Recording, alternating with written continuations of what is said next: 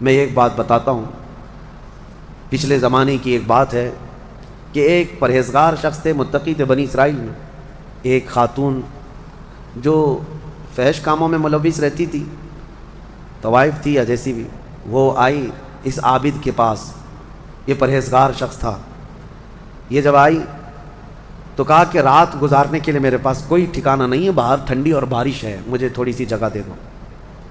اس عابد نے رحم کھا کر اپنے گھر میں عورتوں کے رونے پر کبھی شیطان داخل ہو جاتا ہے.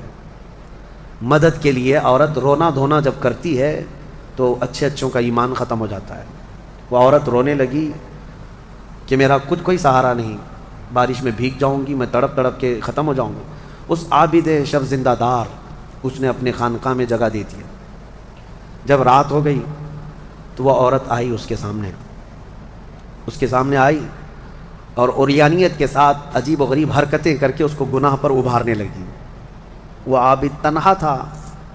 وہ قریب آیا، اس کے بعد پوچھا کیا چاہتی ہے؟ کہا چل کوئی نہیں ہے رات میں، کوئی نہیں ہے، ہم لوگ اپنے جسموں کی سکون حاصل کر لیں. اس عابد نے کہا کہ ٹھیک ہے، میں اس سے پہلے تھوڑی دیر میں بھی آتا ہوں، خواہش ہے تیرے ساتھ آ جاتا ہوں، سوتا ہوں، لیکن اس سے پہلے میں دیکھتا ہوں. اس نے کیا کیا، گھر میں جو چراغ جل رہا تھا، بہت اس وقت مشعل جلائے جاتے تھے، کرنٹ تو نہیں، لائٹ نہیں، مشعل جو جلائے جاتے تھے، اس نے وہ مشعل کو قریب کیا، پہلے اس میں اپنی انگلی لگایا تو چمڑی جل گئی، ہاتھ جھٹکنے لگا. وہ خاتون تیار کھڑی تھی، پوچھنے لگی کہ کیا کر رہا ہے؟ کہا رک جا دیکھ رہا ہوں. تھوڑی دیر کے بعد دوسری انگلی آگ میں لگایا، چمڑی جل گئی. پھر اس کے بعد وہ اسی طرح جلاتا رہا انگلی کو. اس خاتون نے پوچھا کہ کیا کر رہے ہو تم؟ اس عابد نے کہا میں دیکھ رہا ہوں، اس آگ کو میں برداشت کر سکتا ہوں تو پھر ٹھیک ہے، میں یہاں مزے بھی کر لوں گا، اس لیے کہ جہنم کی آگ اس سے 70 گنا زیادہ تیز ہے، میں نے سنا ہے. دیکھ رہا ہوں کہ یہاں کی آگ میں برداشت کر پاتا ہوں. 2 انگلیاں سامنے کیا، 3 انگلیاں کیا، 4 انگلیاں جب مشعل میں لگایا تو پورا چمڑا جل کر کے صرف انگلیوں کی ہڈیاں کالی ہو کر رہ گئیں. ہاتھ پورا چمڑا لٹک گیا، پورا ختم ہو گیا، ہاتھ پورا جلا رہ گیا. وہ عورت چیخ مارنے لگ گئی کہ کیا کر رہا ہے، چمڑے کے جلنے کی بو آنے لگ گئی. اسی اثنا میں وہ عورت چیخ مار کر کے باہر نکلتی ہے کہ بچاؤ مجھے، بچاؤ، یہ پاگل ہو گیا، پاگل ہو گیا.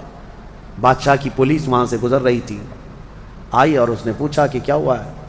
کہا کہ اس عابد نے میری عزت پر حملہ کر دیا. تو پولیس اندر گھس گئی، دیکھا تو یہ بیٹھا ہوا تھا. اب آؤ دیکھا نہ تاؤ، حملہ کر دیا اس پر. لوگوں کو باہر پتہ چل گیا کہ ایسا ایسا ہوا ہے. ایک عورت آئی تھی اور اس پر عابد رات کو تنہائی میں اس کے ساتھ منہ کالا کر رہا تھا. تو لوگوں نے مارنا شروع کیا، اتنا مارا کہ وہ عابد مر گیا، انتقال ہو گیا، ختم ہو گیا. اب مسئلہ یہ ہے کہ اب لوگوں میں یہ بات پھیل گئی کہ اتنے سالوں جس کو ہم نے عبادت میں دیکھا تھا، وہ ایک عورت کے چکر میں آخری وقت بہک گیا اور منہ کالا کر لیا. اب اس کے بعد اس کو اٹھاتے ہیں، اٹھا کر کے قبرستان میں جب دفن کرنے کے لیے رکھا گیا، قبر میں جیسی رکھتے ہیں، اس قبر میں تیز خوشبو بھر چکی ہے، ہر جگہ سے خوشبو کے جھونکے آ رہے ہیں. لوگوں نے کہا یہ بدکار آدمی کی قبر میں اتنی خوشبو کہاں سے آ رہی؟ اس کو دفن کر دیا اور یہ بات مشہور ہونے لگ گئی. بادشاہ خود بھی آیا، پوچھا یہ کیا مسئلہ کیا ہے؟ تو لوگوں کو جب یہ بات سمجھ میں نہیں آئی تو علماء کو بلایا گیا اور پوچھا گیا کہ کیا مسئلہ ہے. کہا گیا کہ یہ بدکار نہیں ہو سکتا، یہ اللہ کی رضا میں انتقال کیا ہے. اس خاتون کو پکڑ کر لایا گیا، پوچھا گیا کہ کیا کیا معاملہ ہوا تھا، سچ بتا. اس عورت نے بتایا کہ اس کا کوئی مسئلہ نہیں تھا، یہ ڈرتا رہا اللہ سے اور آخرت سے ڈرتا رہا، اور رات میں یہ بیٹھ کر کے اپنی انگلیاں جلا لیا تھا اور یہ کہتا تھا کہ میں دیکھتا ہوں دنیا کی آگ سے میں برداشت کر پاتا ہوں تو ٹھیک ہے میں تیرے ساتھ مزہ کروں گا، نہیں تو پھر آخرت کا عذاب اس سے بھی بڑا سخت ہے. وہ یہ کہتا رہا اور میں بھاگ کر گئی، اتنے میں لوگ آئے اور اس کو مار دیے.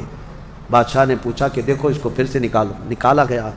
اس خاتون کے بتائے ہوئے اعتبار سے جب دیکھا گیا تو اس کا ہاتھ جلا ہوا ویسے ہی موجود تھا، جلا ہوا ہاتھ ویسے ہی موجود تھا جیسے اس عورت نے واقعہ سنایا تھا.